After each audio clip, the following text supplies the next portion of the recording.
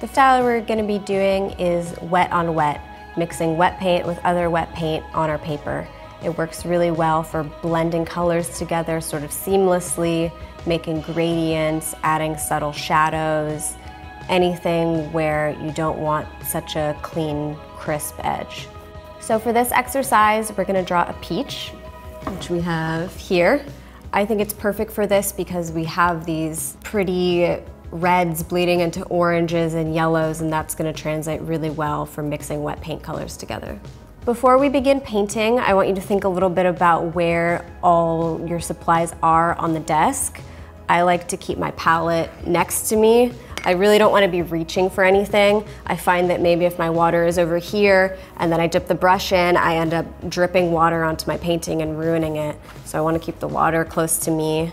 I like to have a paper towel to dab my brush onto after it's wet, and I like to keep that under my palette. But again, as you paint, see where your hand is going, notice what feels comfortable, and if anything doesn't feel comfortable, just start moving things around until it does. So getting started, I'm gonna look at the peach and select my colors.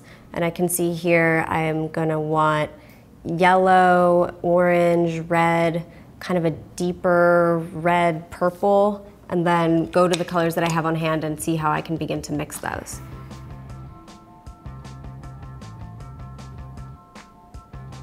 So get some yellow on there. I do have orange. I don't usually use my orange that much because I can just put a little red in with the yellow, and sometimes it's easier than like getting that tube out. So I'm actually gonna take a little bit of purple out because some of these areas are so dark that they're almost brown or black. If I mix that with the red, I might get that color.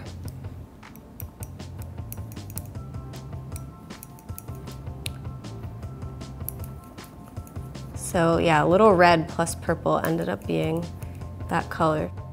So what I did is I just started with a section of that dark red, but then this is where the wet on wet comes in. I want to add a little more shading down here, so I just dip my brush back in that purple and just adding it on here, it kind of blends in and makes a darker area. So I'm using just 3 colors, yellow, red, and purple, but within these 3 colors, I can mix orange, I can mix a darker yellow, I can mix a deep red, a red purple, and I'm blending them together on the page to create a full spectrum that goes beyond just the 3. I'm really kind of just feeling it out and doing one color at a time and blending it together as I go.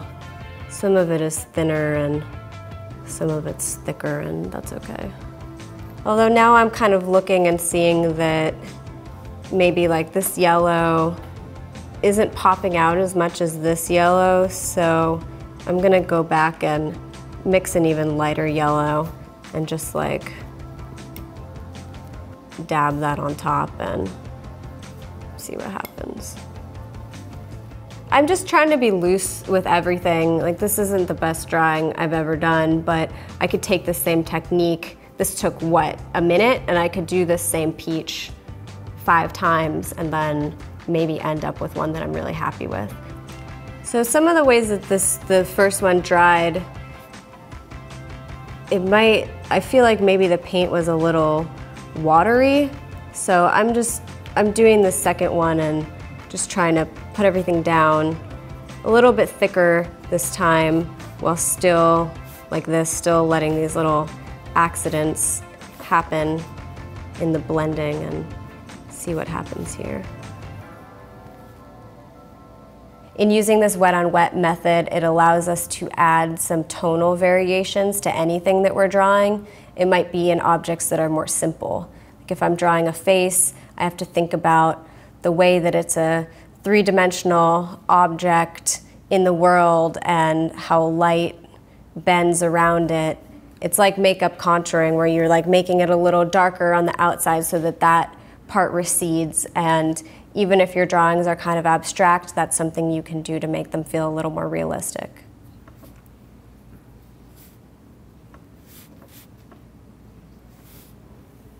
kind of left some little white spaces to just, I don't know, to give it a loose, haphazard feel.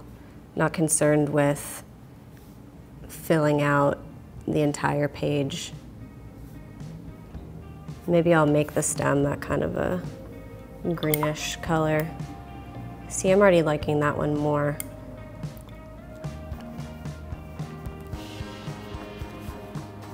And this is the most purpley one we have. I'm really kind of just observing and mixing my colors onto my palette and then onto the page as I go. Since I'm painting a little bit more freeform, I'm not just sticking to exactly what I had mixed out initially. So those are already looking better than the first one. Just adding a little bit more darkness over here to give it some more dimension.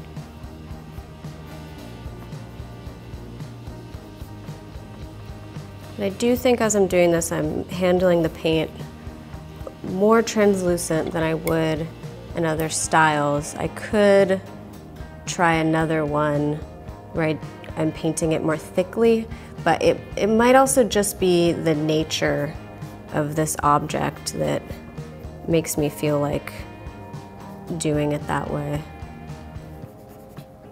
Like I'm just taking up a little paint at a time and then dabbing water when I need it.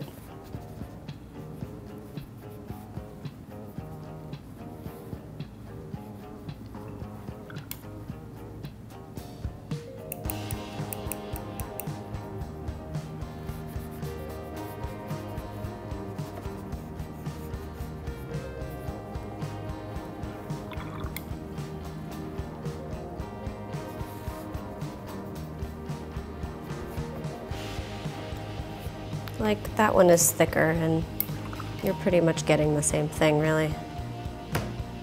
Which I actually like that more because like this area, the purple, now that it's drying, it isn't even reading as that dark because it's so watered down.